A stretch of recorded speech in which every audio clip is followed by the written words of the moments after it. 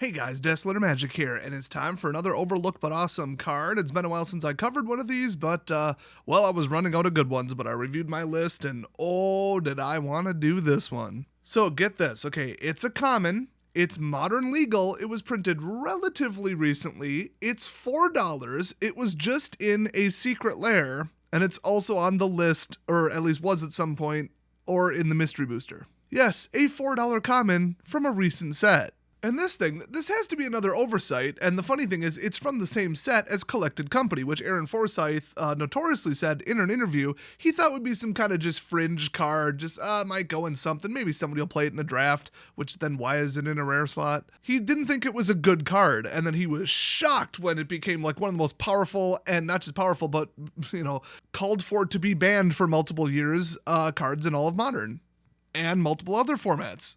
This is the level of people we're talking about here at Wizards of the Coast that like design and test these cards. So from the same set, we have a red common 2 cost, and it is a $4 common from DTK, Dragons of Tarkir. I mean, yeah, I could see Pauper driving that up. They also just printed it in a secret lair, and it's also at one point, or still is, I'm not sure, on the mystery boosters or the list. I don't remember if there's crossover there. You know how clear it is with what's on the list and what's not.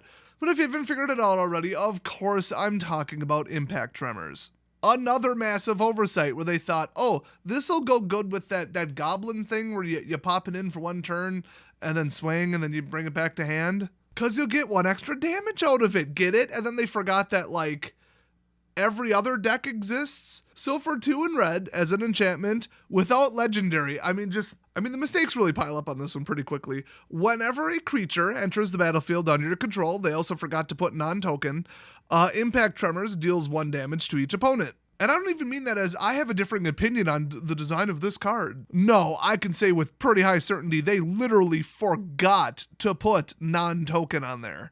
Because this was for, like I said, the goblins dropping in, attacking once, and then going back to hand. I always forget what it's called. It's S something. Don't care, it was a horrible mechanic. It was red rush, but you had to kill everything at instant speed. It was terrible. But I mean, the Tarkir block, everything was terrible. $800 decks in standard, it was the beginning of the end. That's when everybody left.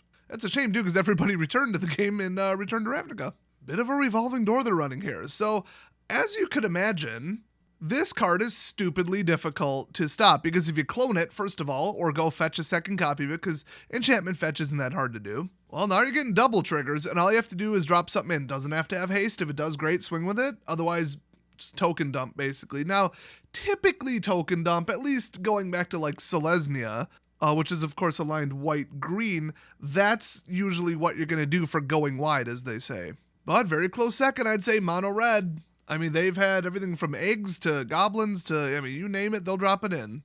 Well, and then blue has spirits and green has saplings. But as far as prevalence and how often you just dump massive tokens in, I'd say, yeah, red is not foreign to the idea. Now, if you try and make use of this card with just normal, creature cards summoned from your hand, well, you're just going to run out of cards. That's why I keep saying tokens. But man, if you're running the right type of commander deck, or I should say the wrong type, because what would this even be? Why are you running that? Can you not? Can you stop running that? But anyway, if you want to amplify your already dickish strategy of probably dropping in 2 goblins for 2 mana or whatever else, yeah, deal 1 damage before they even attack. I mean, not many people run a Commander Rush deck of that style, but I've seen it enough in Brawl to know it's very disruptive and annoying, but Brawl is so much slower than Commander, depending upon your play group, because, it's very self-policed. But the fact that this can be in Modern and also Pauper is why this is a $4 card.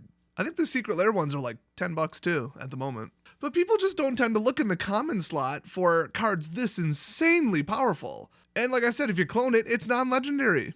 So yeah, this card's pretty nuts in multiple different strategies. I mean, it's not even cast, and it's not even from hand. You can take them out of your graveyard. You can just flicker your entire army.